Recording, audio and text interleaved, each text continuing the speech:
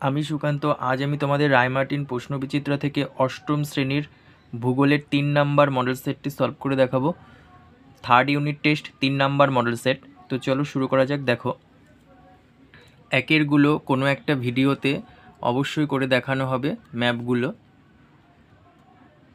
দেখো, দুইয়েরগুলো শুরু করা যাক। 2-এর 1 নাম্বার, পৃথিবীর গভীরতম কৃত্রিম গর্তটি রাশিয়ার কোলা উপদ্বীপের 12 কিমি গভীরতায় অবস্থিত। B number. 2 নাম্বার, দেখো, বাড়ির টালি তৈরিতে ব্যবহৃত হয় কাদা পাথর। 3 নাম্বার, বরফের টুকরো বজ্রবিদ্যুৎ সহ বৃষ্টির সঙ্গে ভূপৃষ্ঠে ঝরে পড়লে একে বলে বি নাম্বার শিলাবৃষ্টি। তারপরে দেখো 4 নাম্বার, উপরিভাগের আকার ফুলকপির মতো কিন্তু তলদেশ সমতল, এই ধরনের মেঘ হলো কিউমুলাস মেঘ। Cumulus, C number. তারপরে দেখো, মারে ও ডার্লিং নদী দুটি ওয়েন্টওয়ার্থ শহরের কাছে মিলিত হয়েছে।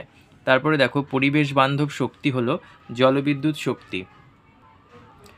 তারপরে দেখো, অস্ট্রেলিয়ার পশ্চিমের মালভূমি অঞ্চলের দর্শনীয় বস্তু হলো আয়ার রক। তারপরে দেখো, ইউরেশিয়ার সাইবেরিয়ায় স্যামোয়েদ উপজাতির মানুষ বসবাস করে। তারপরে দেখো 9 নাম্বার, ইউক্রেনের চেরনোবিল পরমাণু দুর্ঘটনা ঘটেছিল 1986 সালে। তারপরে 10 নাম্বার, এস্কিমোদের শিল মাছের চামড়ায় তৈরি নৌকাকে বলে কায়াক।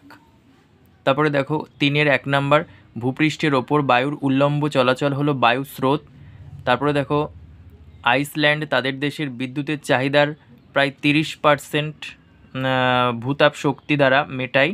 তারপরে দেখো, আরাবল্লী হলো প্রাচীন ভঙ্গিল পর্বত। এদিকে দেখো, ইন্দোনেশিয়ার ক্রাকাতোয়া একটি সুপ্ত আগ্নেয়গিরি। পশ্চিমবঙ্গের বক্রেশ্বরে উষ্ণ প্রস্রবণ দেখা যায়। ব কয়রাফেলা একার, তালব শয়বয় রয়েকার। তারপরে দেখো, জিপসাম হলো ক্যালসিয়াম সালফেটের জলযুক্ত কেলাস। বর্গীয় জয়হস্যি প, দন্তস্বয়াকার ম। তারপরে দেখো, নিউজিল্যান্ডের পার্বত্য অঞ্চলে বৃহত্তম হিমবাহ সৃষ্ট হ্রদ হলো তাউপো, তয়াকার হস্যু পয়কার। 4 নাম্বারটা বলা হয়নি। দেখো, 1992 সালে ব্রাজিলের রিও ডি জেনিরোতে পরিবেশ ও উন্নয়ন বিষয়ে এক সম্মেলন হয়েছিল। রিও ডি জেনিরোতে। তারপরে দেখো, স্তম্ভ মেলানো ভূ অভ্যন্তরে বহিঃকেন্দ্রমণ্ডলের সৃষ্টি হয়েছে। এটি হবে পৃথিবীর চৌম্বকত্ব। এর সঙ্গে মিশবে ভূমিকম্পের তীব্রতার মাত্রা পরিমাপ। এটা হবে রিক্টার স্কেল। তারপরে দেখো 3 নম্বর, নিরক্ষীয় শান্ত বলয়। এটা হবে ITCZ। তারপরে দেখো, খনিজের কাঠিন্য পরিমাপের স্কেল। এটা হবে মোহ স্কেল। তারপরে দেখো, মোহ বিযুক্তি রেখা। এটা হবে গুরুমণ্ডল ও ভূত্বক। তারপরে দেখো, নিরক্ষীয় অঞ্চলের বন্যপ্রাণ। এটা হবে ম্যাকাও। তারপরে দেখো, বৃষ্টিপাতের পরিমাণ মাপা হয়। এটা হবে রেনগজ। তারপরে দেখো 5 নাম্বার, দেখো 5-এর 1 নাম্বার, অপসারী ও নিরপেক্ষ পাত সীমানায় বিস্ফোরণ ছাড়া শান্তভাবে যে অগ্নুদ্গম হয় তাকে কি বলে? বিদার অগ্নুদ্গম। তারপরে দেখো, 2 মিমি-এর বেশি ব্যাসের দানাযুক্ত প্রস্তরময় পাললিক শিলার নাম লেখো। এটা হবে কংগ্লোমারেট। ক অনেশ্বর, গয়লয়কার, ময়াকার, রয়কার ট। 3 নাম্বার, কোন ধরনের বৃষ্টিপাতে বৃষ্টিচ্ছা অঞ্চলে সৃষ্টি হয় শৈলোৎক্ষেপ বৃষ্টিপাত? তারপরে দেখো, ভারতে প্রবাহিত একটি স্থানীয় বায়ুর নাম লেখো লু। জীবাশ্ম জ্বালানি পোড়ানোর ফলে কোন গ্যাস প্রচুর পরিমাণে বায়ুতে মিশে বায়ুমণ্ডলের তাপমাত্রা বৃদ্ধি করে? এটা হবে CO2, কার্বন ডাই অক্সাইড। তারপরে দেখো 5-এর 1 নম্বর, শিলামণ্ডল বলতে কি বোঝো? এটা রায়মার্টিন সহায়িকা বইয়ের 10 পৃষ্ঠার 5 নাম্বার কোশ্চেন। দেখো, শিলামণ্ডলের সংজ্ঞা এখান থেকে পড়বে। এর 2টি ভাগ, শ্রেণীবিভাগ, ক্ষুব্ধমণ্ডল, ভূত্বক, এই 2টি ভাগে ভাগ করা হয়েছে। এটা পড়বে, তাহলেই হবে। তারপরে দেখো 2 নাম্বার, 2004 সালে ইন্দোনেশিয়ার সুমাত্রা দ্বীপের কাছে কোন 2টি পাতের সংঘর্ষে ভয়ঙ্কর সুনামি সংঘটিত হয়েছিল? একটা হবে ভারত মহাসাগরীয় পাত, আর একটা হবে বার্মা পাত। ভারত মহাসাগরীয় পাত ও বার্মা পাত।